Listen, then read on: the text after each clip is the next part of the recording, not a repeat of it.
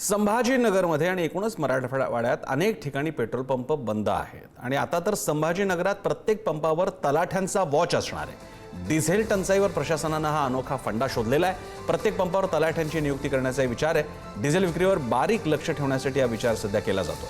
छत्रपती संभाजीनगर जिल्ह्यात गेल्या 2 आठवड्यांपासून डिझेलची तीव्र टंचाई निर्माण झाली असून यावर नियंत्रण मिळवण्यासाठी जिल्हा प्रशासनाने एक नवीन पाऊल उचलले आहे। पेट्रोल पंपांवरून होणाऱ्या डिझेल विक्रीवर बारीक लक्ष ठेवण्यासाठी प्रत्येक पंपावर तलाठ्यांची नियुक्ती करण्याचा विचार सुरू आहे। डिझेलचा साठा कुठे आणि किती प्रमाणात वापरला जातो यावर देखरेख ठेवण्यासोबतच अत्यावश्यक सेवांना प्राधान्याने इंधन देण्यासाठी पेट्रोल पंप चालकांसाठी मार्गदर्शक सूचना जाहीर केल्या जाणार आहेत। जिल्हाधिकारी विनय गौडा या संदर्भातील सगळ्या स्थितीचा आढावा घेऊन अंतिम निर्णय घेणार आहे।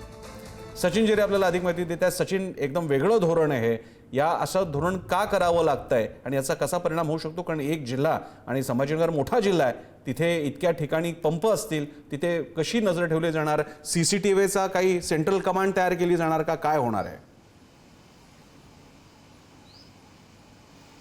प्रसन्न सर, ही वेळ का आली त्याचं कारण असं आहे की गेल्या 2-3 दिवसांमध्ये अनेक गैरप्रकार पेट्रोल पंपावर समोर आलेले आहेत। काही पेट्रोल पंपावरती शेतकऱ्यांना पेट्रोल डिझेल नाकारून त्या हायवामध्ये 25-25 हजार रुपयाचं डिझेल दिलं जात होतं, अशी एक प्रकार समोर आला होता।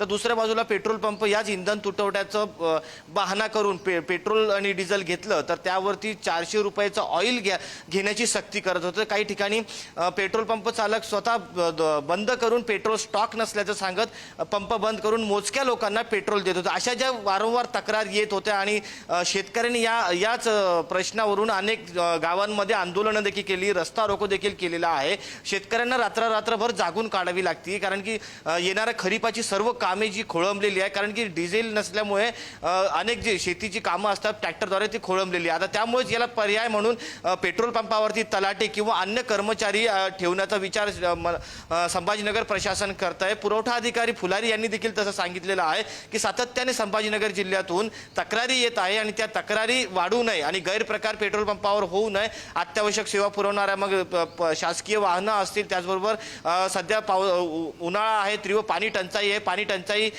मुळे टँकर जी मोठ्या प्रमाणात वाहत आहेत त्या टँकरना देखील वेळेवर डिझेल पेट्रोल मिळावं आणि त्याचबरोबर रुग्णवाहिकांना देखील मुबलक साठा मिळावा यासाठी प्रयत्न केले जात आहेत। त्याचबरोबर शेतकऱ्यांना प्राधान्य द्यावं अशा पद्धतीच्या सूचना पुरवठा अधिकाऱ्यांनी केलेल्या आहे। शेतकऱ्यांना पेट्रोल डिझेल मिळत नसल्यामुळे हा आता निर्णय घेण्यात आलेला आहे। आता जिथे जिथे संशय येईल त्या त्या ठिकाणी अशा कर्मचारी नेमणूक केली जाणार आहे। प्रसन्न सर, धन्यवाद सचिन, तुम्ही दिलेल्या या माहितीबद्दल।